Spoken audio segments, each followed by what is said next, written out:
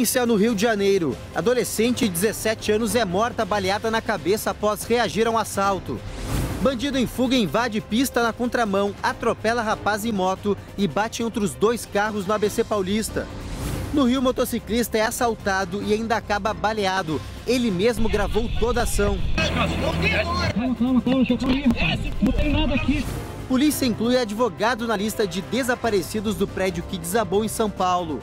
Moradores de edifício vizinho começam a voltar para casa. Quando liberou, gente, eu só falei, meu Deus, obrigada. Por melhor que você esteja na casa dos outros, não é casa da gente. Ministério Público Federal ignora acordo de delação premiada e denuncia empresário Joesley Batista por corrupção. Polícia Federal pede mais 2 meses para concluir inquérito sobre o presidente Michel Temer no caso de propina dos portos. Triplex, que foi pivô da prisão do ex-presidente Lula, é arrematado por R$2.200.000 em lance único. Ministro do STF Gilmar Mendes manda soltar o lobista Milton Lira, apontado como operador do MDB no Congresso. Prefeito de cidade do Rio Grande do Sul é acusado de abusar de adolescente de 13 anos. O prefeito teria oferecido R$1.000 para fazer sexo com a menor. Homem preso fabricando dinheiro dentro de casa entregava as notas falsas pelo correio e se gabava da produção. Olha o 100 lá embaixo. Material de primeira. 16 pessoas morrem em desabamento de viaduto na Índia. Estrutura esmagou ainda dezenas de carros e motos. Em Portugal, torcedores do Sporting revoltados com a derrota invadem centro de treinamento do clube e agridem jogadores. E na Venezuela, o Grêmio no sufoco vence o Monagas e avança na Libertadores.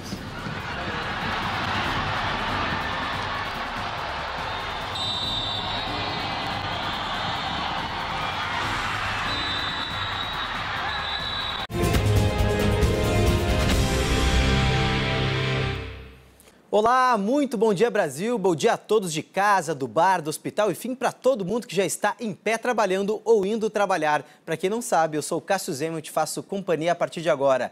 Fique comigo e comece o seu dia muito bem informado. Hoje é quarta-feira, dia 16 de maio e seja muito bem-vindo aqui ao SBT Notícias. Bom, gente, eu começo falando de uma perseguição policial que terminou em um grave acidente no ABC Paulista. Um bandido em fuga invadiu a contramão, atropelou um motociclista e ainda bateu em outros 2 carros. Olha só, as imagens são impressionantes. Veja o momento em que o carro conduzido pelo suspeito passa em alta velocidade na contramão. Logo atrás, surgem 2 viaturas. De outro ângulo, a imagem é mais impressionante. O motociclista não consegue desviar do veículo em fuga e é atingido em cheio. Repare que o piloto é arremessado e dá 2 cambalhotas no ar antes de cair no asfalto. Além da moto, o criminoso bateu contra outros 2 automóveis e, sem ter como escapar, saiu do carro com as mãos para o alto e se entregou à PM. Tudo isso aconteceu na Avenida Pereira Barreto, uma das principais vias de Santo André, no final da tarde desta terça-feira. O homem responsável pelo acidente é suspeito de realizar diversos assaltos na cidade. O piloto da motocicleta foi encaminhado para um hospital da região e, felizmente, não corre risco de morrer. Uma adolescente de apenas 17 anos morreu após reagir a uma tentativa de assalto no Rio de Janeiro. A vítima foi baleada na cabeça. O caso aconteceu por volta das 8 horas da noite em frente a uma escola na Ilha do Governador, zona norte do Rio. Soraya Macedo de Lemos, de 17 anos, foi abordada por ladrões e se recusou a entregar o celular. Ela foi baleada na cabeça, chegou a ser levada para o hospital, mas não resistiu e morreu. Familiares e amigos estão inconformados com a violência. A polícia está fazendo buscas pela região para tentar encontrar os criminosos. O bandido morto por uma policial militar quando tentava assaltar mães em frente a uma escola de Suzano, na Grande São Paulo, foi apontado como líder de uma quadrilha que matou e queimou um aposentado no ano passado. Renato Brígido, de 58 anos, saiu de casa para visitar o filho e nunca mais voltou. Foi visto pela última vez no dia 30 de agosto de 2017 no elevador do prédio onde morava. Em seguida, saiu com o carro e desapareceu. O veículo foi localizado no dia seguinte em um estacionamento de um condomínio de Suzano, na Grande São Paulo. 3 pessoas foram presas. 20 dias depois, o corpo do aposentado foi encontrado carbonizado em um terreno baldio na cidade vizinha de Poá. Segundo a polícia, Renato foi vítima da quadrilha liderada por Elivelton Neves Moreira, de 20 anos. Ele é o assaltante morto por uma policial militar quando tentava roubar mães em frente a uma escola na semana passada. Na época em que o aposentado foi morto, Elivelton teve a prisão temporária decretada, mas não foi encontrado pela polícia. Ele e outras 6 pessoas foram indiciadas por latrocínio, ocultação de cadáver e formação de quadrilha. Em Suzano, onde aconteceu a tentativa de assalto, um suspeito foi detido e confessou que dirigiu o carro que deixou Elivelton na porta da escola. Ele disse que fugiu quando o comparsa foi morto. Em um vídeo gravado por policiais, o suspeito diz que deu carona para o assaltante, mas não sabia que iria cometer um crime. Ele falou, para aqui, eu parei, ele desceu. Mas você já sabia que ele estava armado e tal? Não sabia que ele estava armado. O homem foi liberado após prestar depoimento. O bebê de 6 meses atingido por uma bala perdida dentro de uma escola no Rio de Janeiro passou por uma cirurgia nesta terça-feira. Segundo o levantamento da plataforma digital Fogo Cruzado, 15 crianças já foram vítimas de bala perdida no Rio somente neste ano. Os pais da criança aguardavam ansiosos. A cirurgia durou pouco mais de 2 horas. O bebê passa bem, transcorreu tudo sem problemas, a equipe já avaliou ele no CTI, está tudo transcorrendo muito bem. O bebê foi baleado no pátio dessa escola no bairro Cosme Velho, zona sul do Rio. A mãe segurava a criança no colo enquanto aguardava a saída do outro filho, que estava em atividade esportiva. A bala atingiu o ombro e ficou alojada próximo à medula. Por isso, o procedimento foi bem delicado. Necessitava de exames, para ter a exata localização, para que a abordagem fosse feita de uma forma bastante tranquila e segura. Alunos e professores ainda não conseguem acreditar no que aconteceu. Quem mora próximo ao colégio particular também ficou assustado. Desespero. A gente fica sem saber o que fazer, Nem em casa, no colégio, em lugar nenhum está seguro, A mãe já foi ouvida pela polícia. O que mais causa espanto é que ninguém ouviu o tiro e não há registro de confronto na segunda-feira naquele ponto da cidade. Numa rede social, o pai desabafou. Tristeza é o sentimento que me assola nesse momento. Tristeza pelo que nossa sociedade está passando. Nem na escola e no aconchegante colo da mãe, nossos filhos estão livres do perigo. A polícia também está investigando um outro tiro que atingiu a janela de um apartamento desse prédio em Botafogo, zona sul do Rio. O morador ficou bastante assustado. Jamais imaginei que poderia encontrar realmente um projétil dentro da minha sala, um tiro de fuzil. Fiquei realmente muito assustado. Carlos é gaúcho e mora no Rio há 7 anos. Para o advogado, o mais provável é que o tiro tenha partido do Morro Chapéu Mangueira. Como essas armas têm um longo alcance, eu acho que nenhuma área da cidade está segura. Realmente está muito difícil. Um policial militar foi morto dentro de um ônibus após um tiroteio com criminosos em Brasília. O sargento estava fardado quando os bandidos anunciaram o assalto. Nos corredores do veículo ficaram os rastros da violência. Marcas de tiros pelo teto e nas poltronas indicavam a intensidade do tiroteio. Este ônibus da empresa Real Expresso, que seguia de São Paulo para Brasília, com 22 passageiros, foi parado por criminosos. Testemunhas contaram que na altura do quilômetro 61, em Cristalina, 2 bandidos fortemente armados saíram de um outro ônibus e entraram no veículo. E já começaram a falar para fechar as cortinas, só que logo esses 2 indivíduos identificaram o policial militar que estava fardado dentro do ônibus. E aí, com isso, eles já começaram a atirar. Eles estavam armados com uma pistola de calibre restrito, que é uma pistola de uso policial, uma .40, e uma espingarda também calibre 12.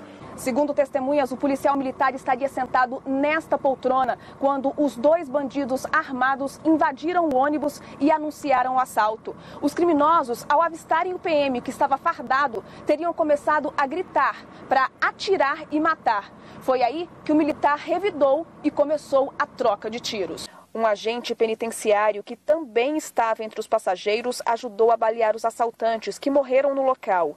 O PM e outros 2 passageiros ficaram feridos na troca de tiros. Este socorrista ajudou a transportar os baleados para a UPA de Lusiânia. Era 3 passageiros baleados, dentro deles 2 óbitos Então, ao todo foi 5. Os 2 meliantes já se encontravam em óbito. Então, os passageiros do veículo, sendo um policial militar, que levou também um tiro aí que estava em estado grave, uma passageira que levou outro tiro nas costas e um outro passageiro que veio a ser baleado no dedo. A passageira, baleada nas costas, foi transportada posteriormente no helicóptero dos bombeiros para o hospital de base. Já o policial militar não resistiu aos ferimentos e morreu assim que chegou na UPA.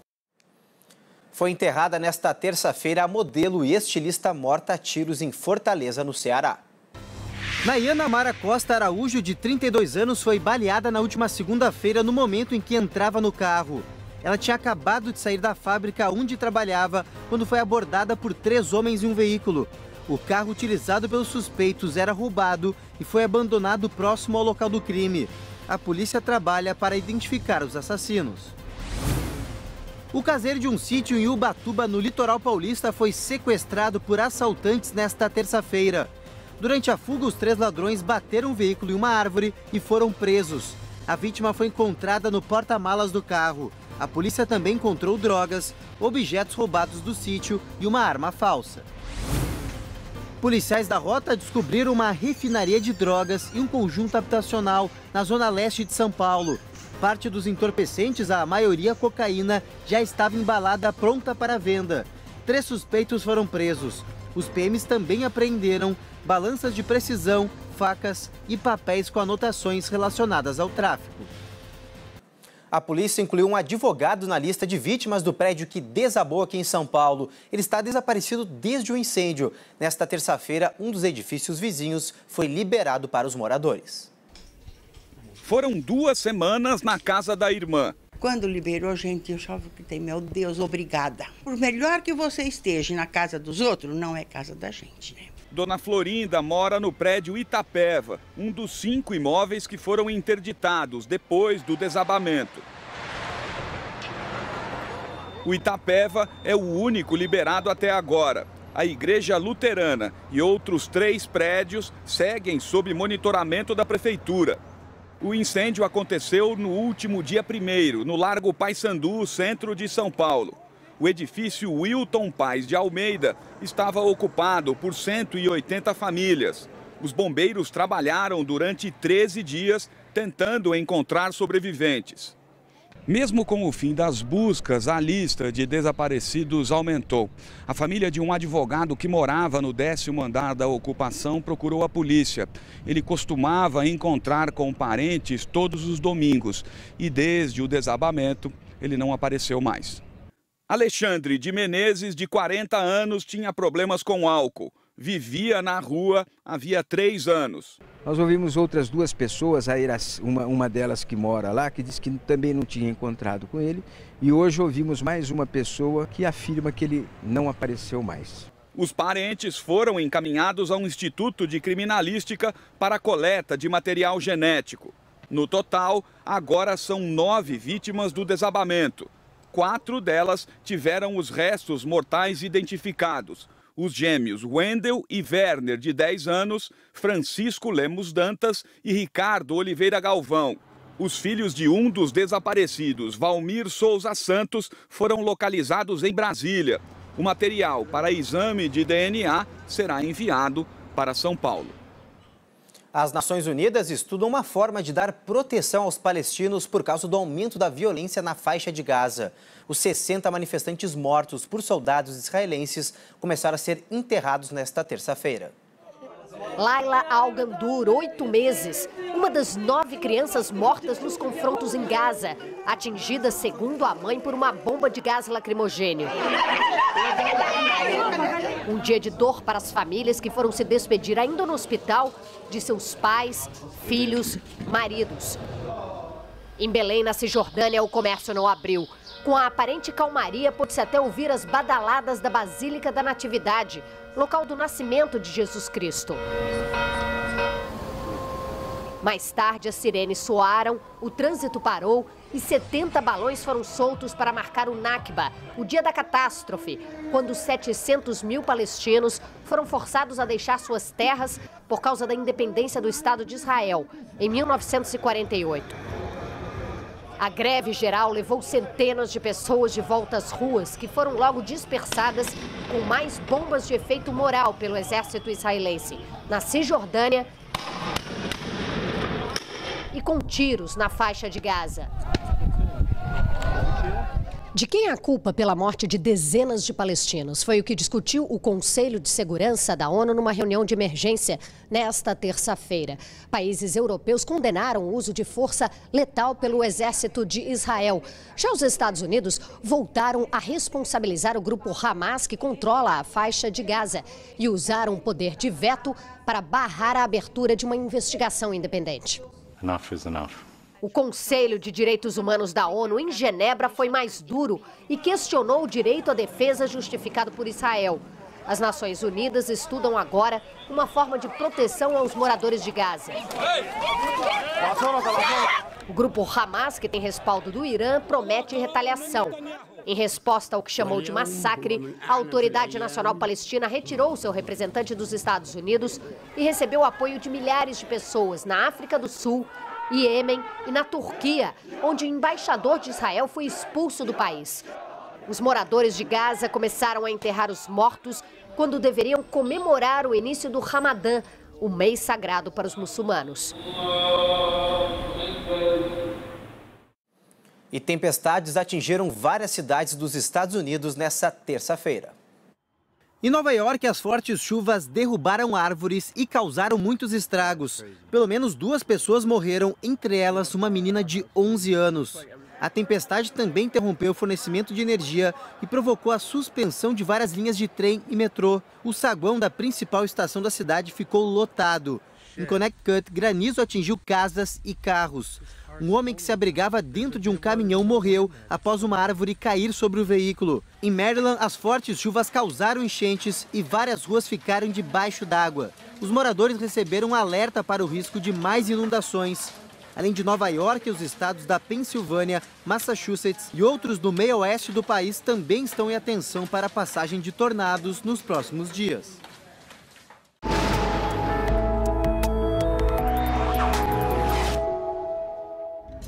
As imagens de satélite mostram nuvens mais carregadas sobre o sul e o extremo norte do país. Uma frente fria traz chuva para a região sudeste, onde estão previstas pancadas no litoral no fim da tarde.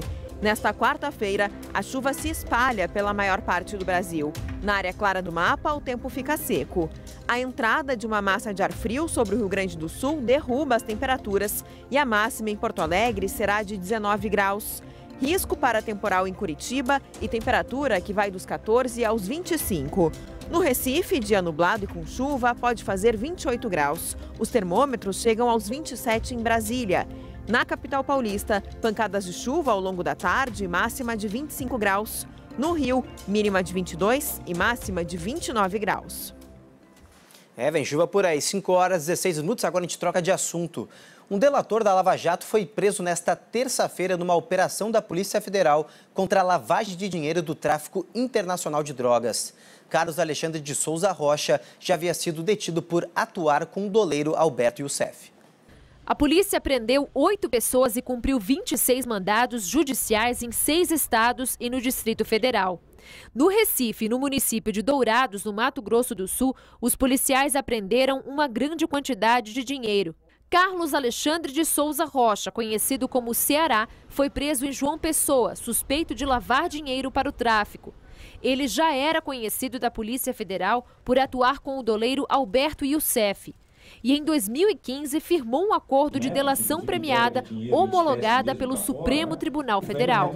A Polícia Federal chegou a ele depois da prisão de Luiz Carlos Rocha no ano passado. Conhecido como Cabeça Branca, ele comandava uma rede internacional de tráfico de drogas e era procurado pela PF e pela Interpol. Nas planilhas que foram apreendidas com o Ceará, a Polícia Federal identificou que entre 2014 a 2017, a quadrilha movimentou 140 milhões de dólares. Na colaboração, ele diz que o CEF tinha interesse nele em virtude dele ter bastante dinheiro em espécie, né? Na colaboração ele alega que esse dinheiro em espécie provinha da venda de vinhos, relógios importados, até pela montanha de dinheiro que eles movimentavam. Esse dinheiro, parte dele, vem do tráfico de drogas, né, e dessa relação dele com o Cabeça Branca. No acordo firmado, Ceará havia se comprometido em não cometer novos crimes após a delação. Agora, a Procuradoria-Geral da República e o Supremo Tribunal Federal serão comunicados para avaliar a quebra do acordo.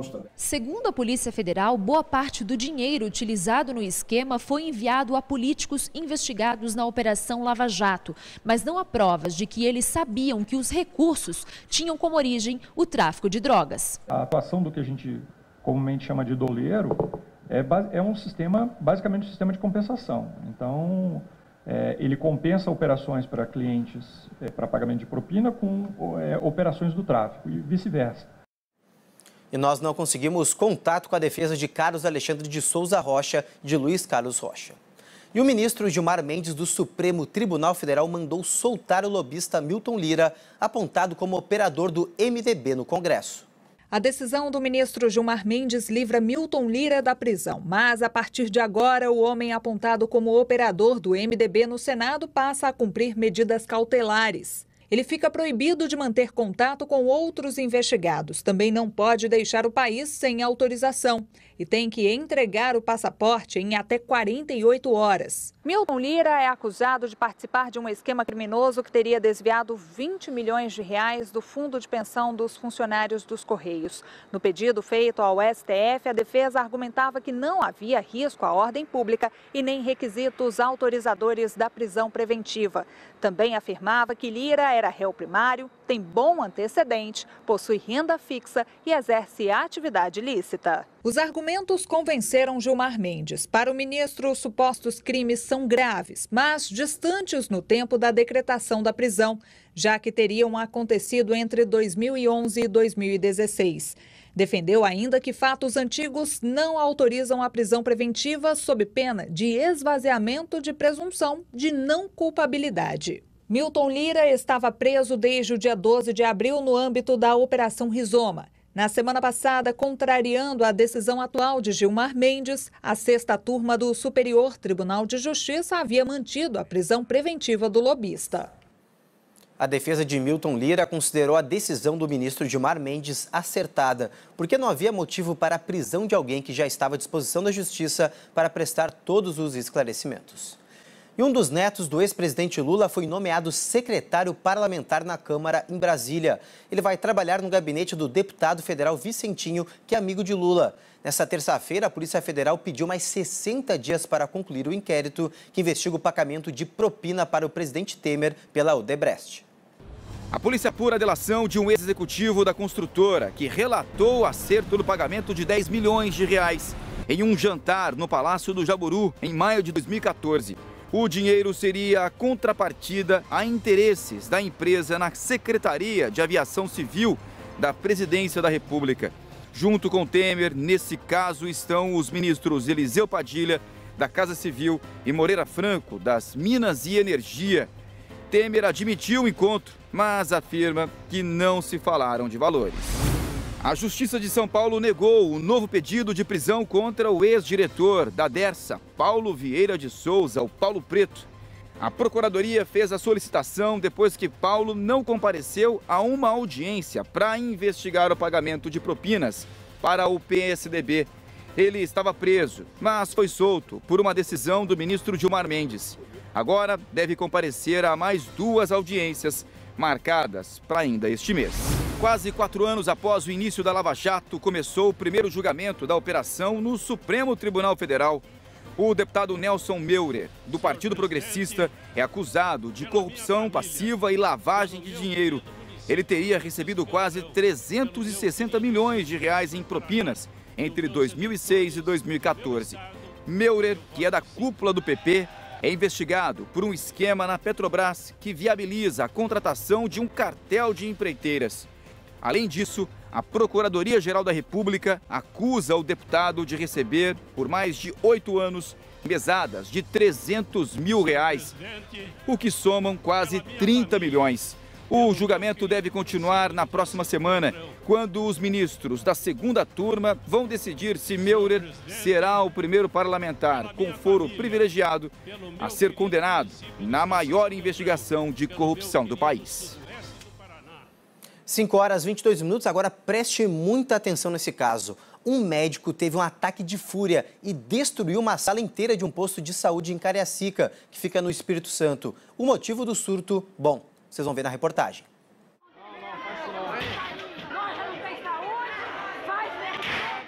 O servidor, que há 47 anos trabalha para o município, teria surtado depois de receber a informação de que esta sala aí, onde ele costumava atender, está interditada. Este paciente veio de outro bairro para fazer um tratamento na unidade e, apesar de não enfrentar muitas filas, acredita que os médicos passam por situações de grande estresse. Eu não me espanto, porque o que a gente vê no dia a dia de hoje é que cada dia as pessoas estão ficando mais irritadas. E devido a algumas vezes, por exemplo, um médico sofre uma pressão grande, um paciente de repente a insulta, xinga, essas coisas. Então eu acho que é um pouco normal. Se um paciente pode acontecer isso com ele, por que não com um médico? Ele também é um ser humano. A secretária de Saúde de Cariacica afirma que 7 médicos trabalhavam na unidade no momento do surto. O local, que atende até 10 mil pacientes por mês, está em reforma há quase 45 dias. Ele deve ter provavelmente tido algum descontentamento e com aquela situação da população, naquela incitação, né? Aquela condição de quebrar, de destruir, ele encontrou aquilo que ele não poderia ter encontrado. Um apoio àquele movimento dele, né? Aquela insatisfação dele. Essa aqui é a sala que está passando por algumas reformas. Nós podemos ver que há aqui alguns objetos deixados pelos pedreiros e ainda faltam alguns acabamentos, como aqui no chão, ó, que ainda está bastante quebrado. De acordo com a unidade, a mudança de consultório do médico foi necessária porque, entre todos os transtornos, um deles é a falta de energia, já que a rede elétrica está passando por manutenção também.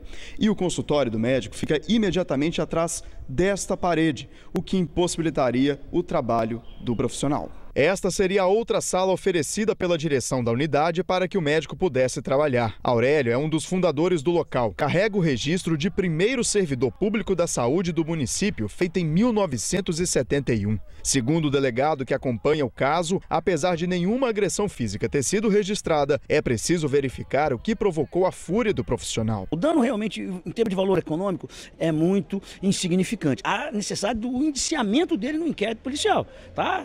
E eu vou remeter isso à justiça. Aí a justiça que vai analisar se o dano é insignificante ou não, isso tudo é que vai ser avaliado. E enquanto não há uma resposta sobre o que de fato levou o médico ao surto, os atendimentos dele no município seguem suspensos até segunda ordem. Entramos em contato com a família, para a família poder acolhê-lo, para a gente poder apurar, e agora a parte 2 é saber o que aconteceu, qual foi o gatilho para essa situação.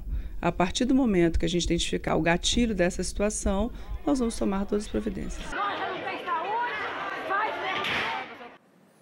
E no Rio de Janeiro, um bandido foi preso fabricando, sabe o que, gente? Dinheiro dentro de casa. O criminoso vendia as notas falsas, despachava pelos correios e ainda se gabava na internet da perfeição do dinheiro produzido. Jonathan Oliveira Rosa foi preso em flagrante com 250 cédulas de papel moeda falsificadas. Ele fazia propaganda das notas na Deep Web, uma rede clandestina bastante utilizada por criminosos. Nela, o bandido se gabava das suas habilidades e da suposta perfeição do dinheiro. Olha o 100 lá embaixo. Material de primeiro. Era também pela rede que ele comercializava as falsificações. Cada cédula era repassada pela metade do valor, ou seja, uma de R$100 era vendida por 50. Várias notas vendidas pelo falsificador podem estar circulando sem gerar suspeita. Delícia, hein? Delícia. Vem que vem. Quem for fechar, fala logo, que vai hoje. E olha só que absurdo essa história. No Espírito Santo, o dentista foi preso acusado de roubar o carro da irmã e, acredite, de ser o mandante de um assalto à casa da própria mãe.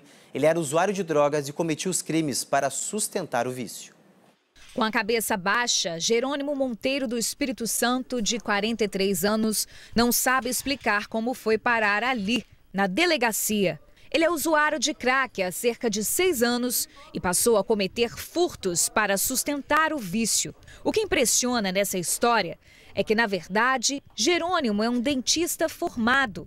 Ele deixou de exercer a profissão desde que começou a se envolver no mundo do crime e das drogas. Tivemos um caso em que uma pessoa reconheceu como sendo um dentista, porque foi filmado e a pessoa conhecia ele. Jerônimo se juntou a outros 3 usuários de drogas. Juntos, eles formaram uma quadrilha. A especialidade era roubar objetos como celulares, joias, alianças. De acordo com a delegada Arminda Rodrigues, em 2 semanas, eles chegaram a fazer 3 vítimas por dia. A arma utilizada nos assaltos era de brinquedo. Eles se aproximavam das vítimas em um carro, um Prisma prata.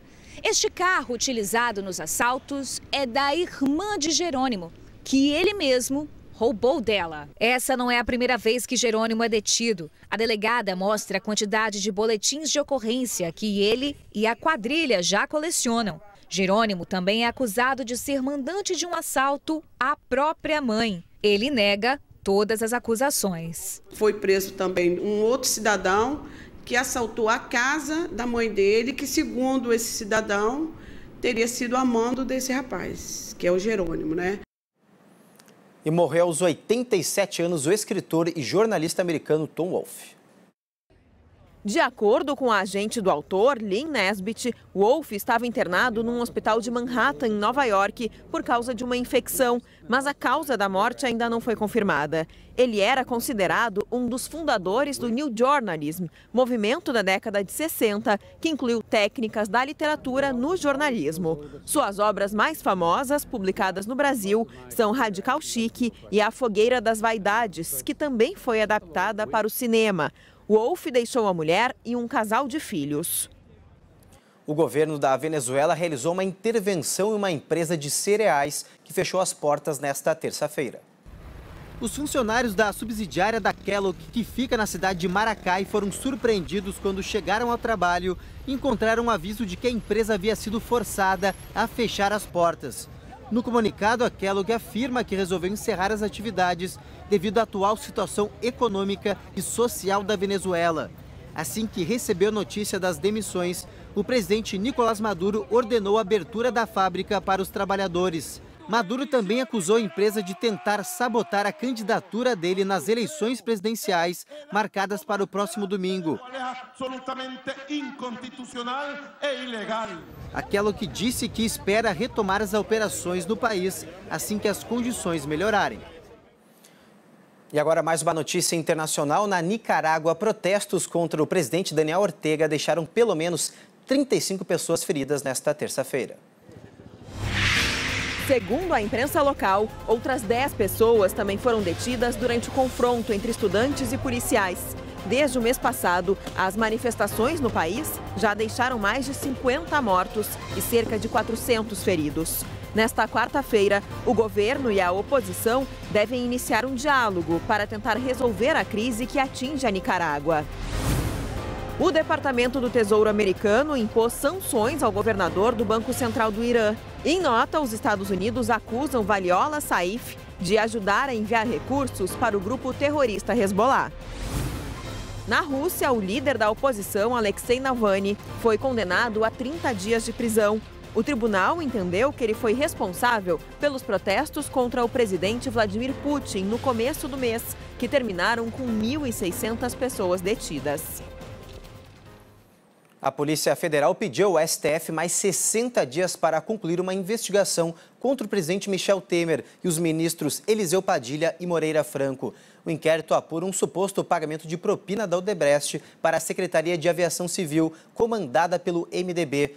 Temer e os ministros negam as acusações. E nesta terça-feira, o presidente destacou os avanços na economia durante uma cerimônia para comemorar os 2 anos de governo. Os 2 anos de governo foram resumidos em 1 hora de discurso. O que dominou a reunião de trabalho, como Temer mesmo classificou o evento, foi a melhora da economia durante esse período. Nestes 24 meses de trabalho, nós avançamos. Eu confesso, diante de todos, que me sinto responsável pelas atitudes e escolhas que fiz, sempre pensando em um Brasil maior. Foi uma apresentação com muitos gráficos e números. Temer ressaltou as quedas da inflação e da taxa básica de juros. mas outros números foram motivos de uma saia justa. No convite para o evento enviado às autoridades, o lema causou polêmica. O Brasil voltou 20 anos em 2. A frase acabou sendo interpretada como um retrocesso, já que dava a impressão de que o Brasil voltou 20 anos. O presidente deixou de fora do balanço as 2 denúncias de suspeita de corrupção que enfrentou e arquivou no Congresso, o que derrubou a popularidade dele. A sua imagem, sim, fica muito desgastada, né? A imagem como cidadão, como presidente da República, isso aí fica muito desgastada porque é de se supor que um presidente da República não se envolvesse com esse tipo de coisa. O tom eleitoral prevaleceu. O presidente afirmou que tirou o Brasil do vermelho, mas quanto à geração de empregos, os números de avanço não impressionaram. Então temos atingido um fator de 13%, ou seja, cerca de 13 milhões de brasileiros desempregados, que procuram emprego e não acham, né? Então as famílias ficam muito prejudicadas. Temer ressaltou a aprovação das reformas, em especial a trabalhista, mas também a reforma da Previdência, que não conseguiu tirar do papel. Mas se engana quem pensa que a reforma da Previdência não será realizada. Ela saiu da pauta legislativa, mas não saiu da pauta política do país. Não haverá quem hoje se candidate a qualquer cargo eletivo que não tenha que declarar o que fará no ano que vem relativamente à Previdência Social. Ao anunciar os feitos do governo, Michel Temer disse que salvou a vida da Petrobras. Não citou o nome da Operação Lava Jato, mas disse que só agora foi possível resgatar a imagem e a credibilidade da estatal do petróleo. Temer anunciou que a Petrobras está recuperada e que acabou de dar um lucro de quase 7 bilhões no primeiro trimestre deste ano. 2 ausências notadas no evento, com 300 pessoas, foram os presidentes do Senado, Eunício Oliveira, e da Câmara, Rodrigo Maia, que foram convidados, mas não apareceram.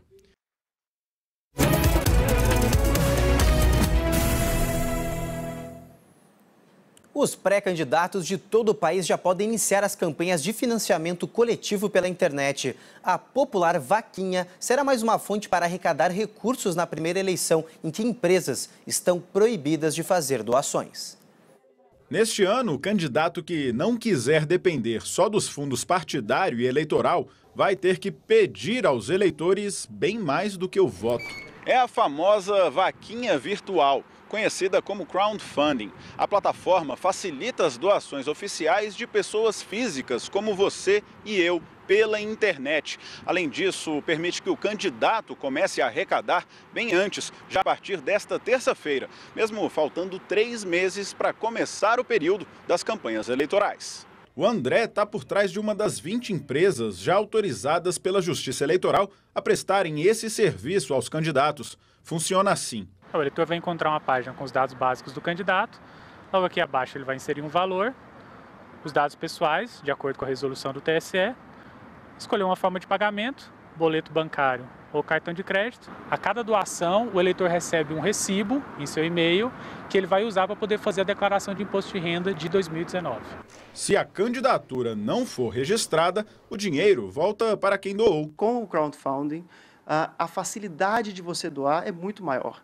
Então, ele já vê ali uma propaganda numa mídia social e na hora mesmo ele decide, olha, eu gostei muito desse candidato, eu gostei tanto, mas tanto que eu estou disposto até a ajudar financeiramente. A novidade vem para compensar as mudanças da última reforma política. Em 2014, a presidente eleita Dilma Rousseff declarou ter arrecadado na campanha 350 milhões de reais. Só que a maior parte desse dinheiro veio de empresas, o que agora é proibido. Por isso, a expectativa é de que os políticos procurem ainda mais a ajuda dos eleitores. Falta essa cultura no povo brasileiro de participar das eleições dessa forma mais ativa.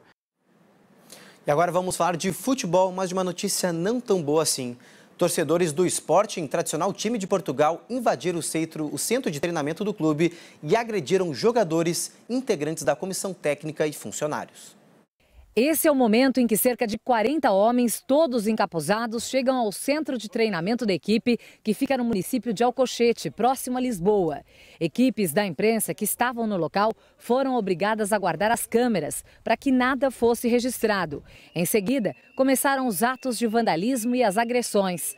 Neste vídeo é possível ver a destruição dentro do vestiário. Pelo menos 4 jogadores, além do técnico Jorge Jesus, o auxiliar Mário Monteiro e alguns seguranças ficaram feridos. O pior caso foi do atacante holandês Bas Dost. Ele teria sido atirado ao chão e golpeado com diversos chutes, inclusive na cabeça.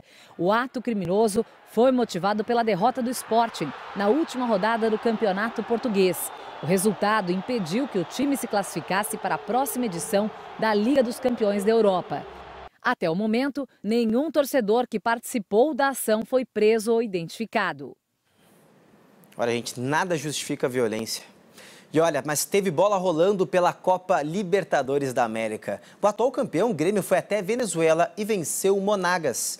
Ali no sufoco, gente, de quebra, o tricolor gaúcho ainda garantiu vaga na próxima fase da competição. Os gols da partida saíram apenas no segundo tempo. Ramiro arriscou de longe, mesmo sem muita força. O goleiro Baroja aceitou 1-0. O empate dos donos da casa aconteceu já nos acréscimos e foi numa infelicidade do zagueirão Kahneman, que fez contra. Só que no lance seguinte, Cícero sofreu pênalti. Jailson bateu e converteu, decretando a vitória do tricolor gaúcho, 2-1. Com o resultado, o Grêmio se garantiu nas oitavas de final da competição, mas segue na vice-liderança do Grupo 1, com 1 ponto a menos que o Cerro Porteño do Paraguai. Bela vitória do tricolor. Bom, gente, o craque argentino Lionel Messi mostrou preocupado com a possível transferência de Neymar para o maior rival do Barça, o Real Madrid. Isso foi o que ele deixou claro durante uma entrevista. De acordo com Messi, a transferência seria terrível por tudo que Neymar representa ao Barcelona. O argentino ainda disse que o Real Madrid ficaria muito mais forte com a presença do brasileiro. Tentando driblar os efeitos da crise gerada pelo governo do socialista Nicolás Maduro, o Corinthians gastou cerca de R$1.300.000 para fretar um avião para ir e voltar da Venezuela, onde enfrenta a equipe do Deportivo Lara na quinta-feira. Além disso, assim como o time do Grêmio fez esta semana, o clube paulista decidiu levar até comida e um cozinheiro próprio ao país vizinho. E o Tribunal de Justiça Desportiva de São Paulo puniu o presidente do Palmeiras, Maurício Gagliotti, por 45 dias.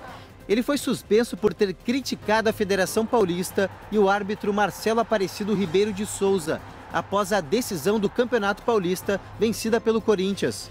O Palmeiras está rompido com a Federação Paulista e tenta provar que houve interferência externa na final do Paulistão deste ano.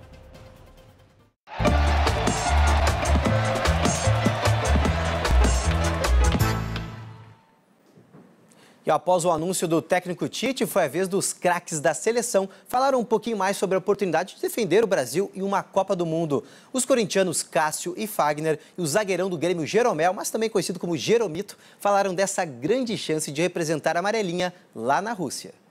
Um menino tímido. Aqui é seleção, vai Corinthians! Um marmanjo agitado. Tinha pouca gente no CT do Corinthians, mas estava sobrando orgulho.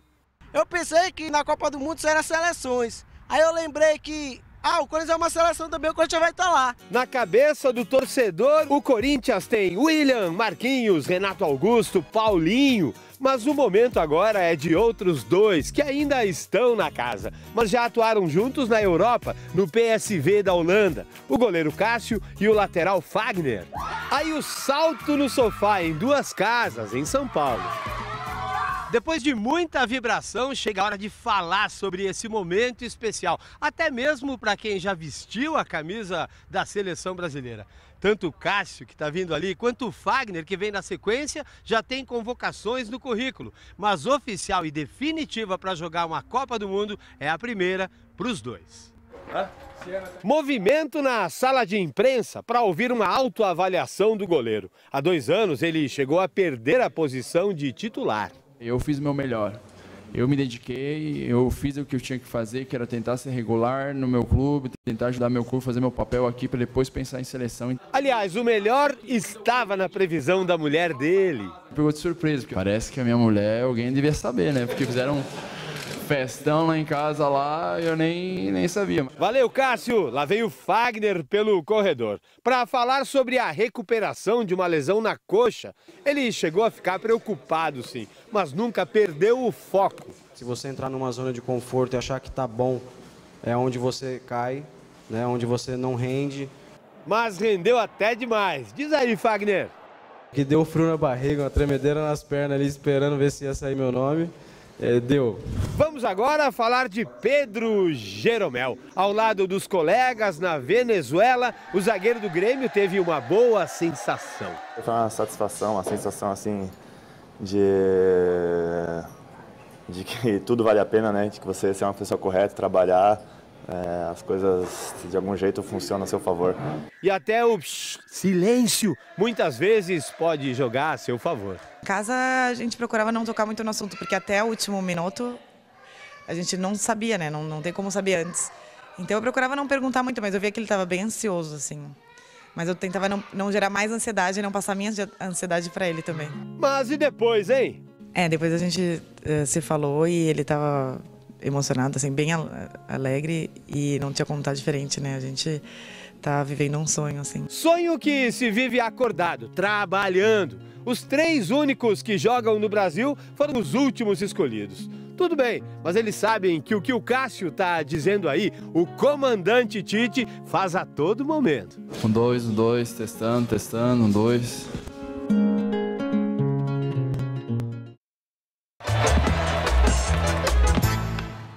Apenas 8 seleções venceram as 20 edições da Copa do Mundo desde 1930, quando foi disputada pela primeira vez no Uruguai, até o Mundial de 2014 no Brasil. E não é difícil adivinhar quem lidera esse ranking, né? A nossa seleção, é claro, com 5 títulos. Seguido de Itália e Alemanha com 4. Uruguai e Argentina têm 2 taças. E Inglaterra, França e Espanha foram campeões uma única vez. Faltam 29 dias para a Copa do Mundo da Rússia. Que não existe fórmula exata para conquistar uma Copa do Mundo, isso todo mundo sabe, né, gente? Mas com a chegada da tecnologia ao esporte, a ideia de apenas o talento resolve, isso perdeu força.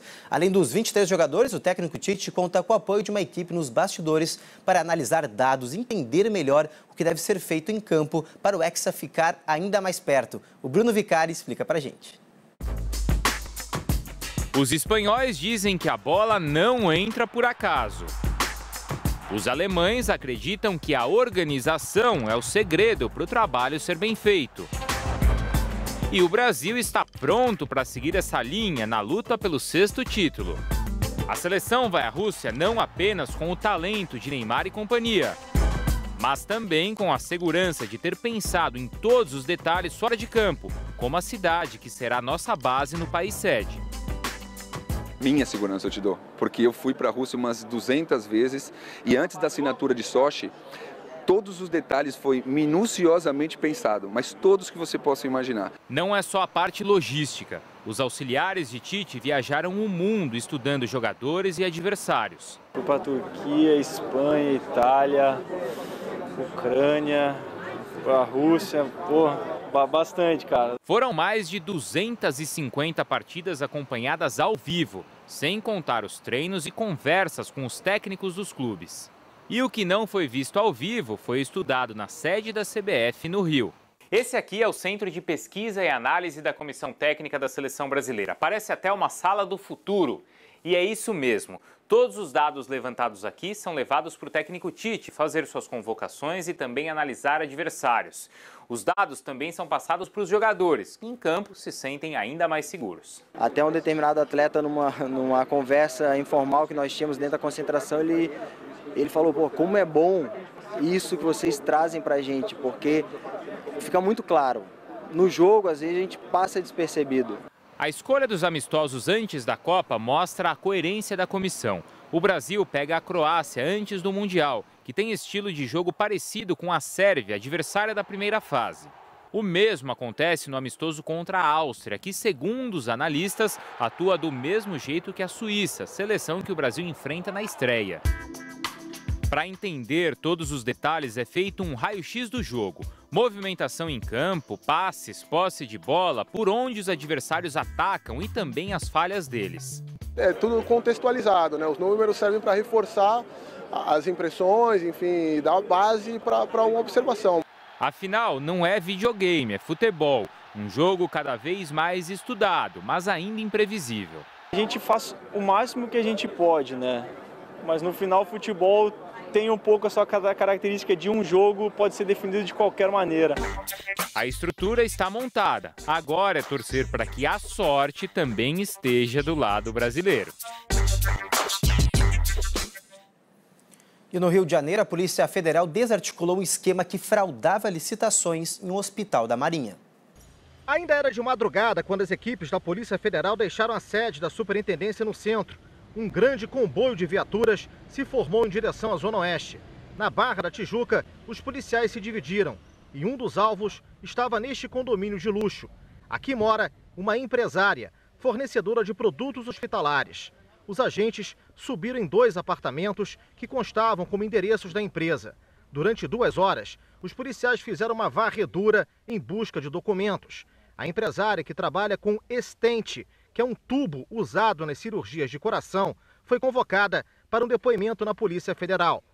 30 policiais foram mobilizados em todo o município do Rio para o cumprimento de 8 mandados de busca e apreensão com apoio do Ministério Público e da Marinha. Essa foi a Operação Asclépio, que tem o objetivo de investigar um suposto esquema de cobranças de vantagens indevidas e fraude em procedimentos licitatórios para aquisição de produtos hospitalares. Os desvios aconteceriam no Hospital Naval Marcílio Dias. As investigações apontaram que a direção dessa organização militar teria cobrado porcentagens sobre o valor de faturas emitidas em favor de estabelecimentos médicos, como contrapartida à liberação do pagamento. O diretor do hospital também estaria envolvido. A unidade da Marinha, dentro da estrutura militar, é uma das mais avançadas do país e tem prestígio na medicina do Brasil. São investigados os crimes de corrupção, fraude à licitação, organização criminosa e lavagem de dinheiro. A Polícia Federal não falou em valores, nem deu números do quanto em dinheiro pode ter sido desviado do esquema. Mas a grande quantidade de documentos obtidos na operação de hoje, que chegaram trazidos pelas equipes que cumpriram os mandados, poderá dar aos investigadores o tamanho da fraude e as fundamentações necessárias para a Justiça expedir a prisão dos envolvidos no escândalo. Para você que está chegando agora, acerte seu relógio, agora são 5 horas e 50 minutos. Vamos dar aquela espiadinha lá fora? Vamos ver como está o trânsito neste momento aqui em São Paulo. Olha só, tive imagens ao vivo, gente, na Marginal Tietê, na altura da Ponte das Bandeiras. Ó, como a gente pode ver pelas imagens, o trânsito começa a ficar um pouquinho mais carregado já nos 2 sentidos neste momento. Aí, tanto no sentido centro-bairro como do bairro-centro. Realmente muita gente já pegando a estrada marginal em direção ao trabalho. O rodízio municipal de veículos hoje vale para as placas finais 5 e 6. Então você está saindo de casa, preste atenção para não levar uma multinha e ficar aí no vermelho no final do mês. Os sistemas de trem e metrô da capital paulista operam normalmente esta manhã sem nenhum problema. E na Grande São Paulo, gente, a quarta-feira começa com muitas nuvens e temperatura agradável. Faz um friozinho, mas só levar um casaquinho leve que vai estar tranquilo. Ao longo do dia, o sol deve aparecer, elevando rapidamente os termômetros. As temperaturas máximas alcançam os 27 graus, mas tem chances de pancadas de chuva isoladas no final da tarde, que é bem de costume aqui em São Paulo. Agora a gente troca de assunto. Bom, gente, você lembra do caso da estudante de Direito que está desaparecida há mais de uma semana lá no Paraná? Pois é, nossa equipe teve acesso com exclusividade a imagens de câmeras de segurança que podem auxiliar nas investigações da polícia. Um relacionamento amoroso à distância e um ex-marido possessivo. Uma combinação que pode ter sido a responsável pelo desaparecimento de Andriele Gonçalves da Silva, de 22 anos. A estudante de Direito, moradora de Colombo, sumiu na madrugada da última quarta-feira, dia 9 de maio. Durante 4 anos, Andriele foi casada com Diogo Coelho Costa, policial militar. Há alguns meses pediu a separação. Havia se apaixonado por um rapaz de São Paulo. Ele, agora com medo, prefere não mostrar o rosto. Ela falou que estava apaixonada por outro cara e que era para ele deixar ela em paz. Só que ele queria saber o nome. Daí foi que começou a acontecer essas coisas. Na última semana, na madrugada do dia 8 para o dia 9, os dois conversavam por meio de uma chamada de vídeo no celular, quando Andriele desligou rapidamente. E eu notei que ela teve uma reação de espanto. Ela ficou muito espantada com alguma coisa e desligou o celular. Daí logo em seguida ela começou a mandar mensagens diferentes para mim. Você acha que era ela? Não, não era ela, eu tenho certeza absoluta. O ex-marido é apontado como principal suspeito. Pelas perguntas que me faziam, com certeza era o ex dela, né? Que tipo de pergunta? Quantas vezes a gente tinha transado, amor? Perguntava coisa assim, tipo, que ela sabia. Depois disso, familiares passaram a receber mensagens do celular de Andriele, que dizia estar prestes a viajar para outro estado, e ainda deixando claro que o PM estava trabalhando. Para a família, quem escreveu as mensagens foi o próprio policial. As mensagens que vinham, nenhuma condizia com o que ela escrevia, né? E ela mandava sempre áudio, né? Chamada de vídeo, e desse dia por diante não houve mais chamada de vídeo nem de áudio. 2 dias depois do sumiço da filha, a mãe da estudante viu o PM. O homem estava com o rosto todo machucado. E esses arranhões na tua cara, Diogo? Vocês brigaram? Ele disse de novo, não. Foi através de uma ocorrência. Andriele morava nesse conjunto residencial e, desde que desapareceu, apenas o ex-marido dela foi visto entrando e saindo várias vezes, ao contrário do que ele declarou informalmente aos policiais. O homem ainda não prestou depoimento à Polícia Civil porque está internado em tratamento psiquiátrico.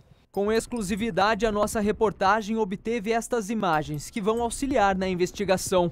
No dia 9, horas após familiares passarem a receber mensagens estranhas do celular de Andriele, Diogo chega às 8h59 da manhã. Depois de ficar mais de 7 minutos fechado no carro, desce e entra no prédio. O veículo permanece estacionado durante toda a manhã. Ele só vai embora horas depois. No dia seguinte, novamente ele retorna à rua. Dessa vez durante o trabalho e com uma viatura da Polícia Militar. Diogo desce e questiona a moradora da casa em frente a respeito do funcionamento das câmeras de vigilância. Ao ouvir que o sistema estava assim funcionando, retorna ao carro e dessa vez o colega desce. O homem faz a mesma pergunta e ainda diz que tem interesse em levar as imagens embora e que caso a moradora não entregasse, ele traria uma ordem judicial. A única coisa que eu peço todos os dias e todo momento que eu encontro a minha filha viva. É só isso, viva. Eu quero a minha filha viva. É o que todos nós queremos.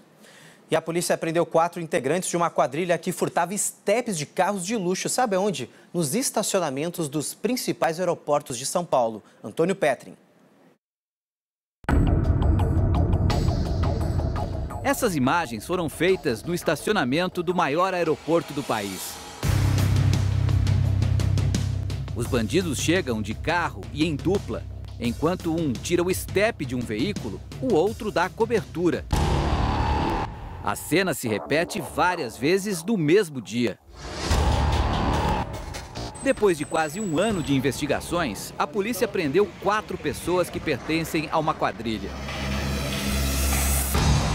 Elas são acusadas de furto e receptação de estepes nos principais aeroportos de São Paulo, o de Guarulhos e o de Congonhas.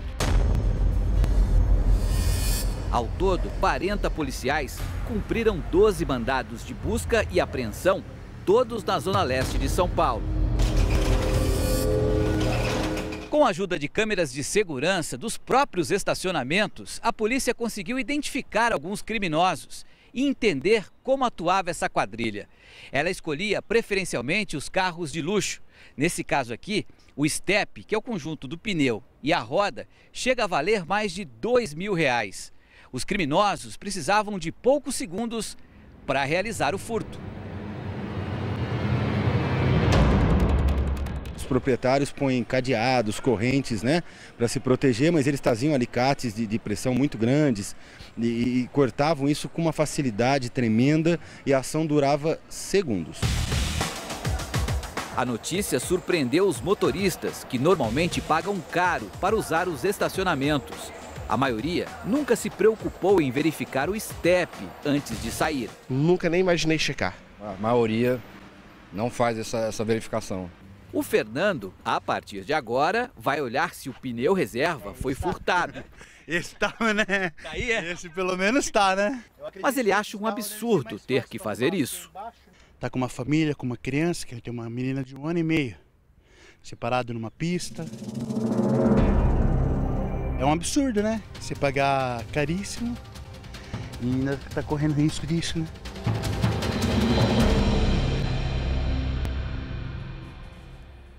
Bom, gente, por hoje é só. Nós ficamos por aqui, mas o SBT Notícias volta amanhã. Você também pode ver a nossa programação completa, olha só, pelo site sbt.com.br. Bom dia para você e uma quarta-feira abençoada a todos. Tchau!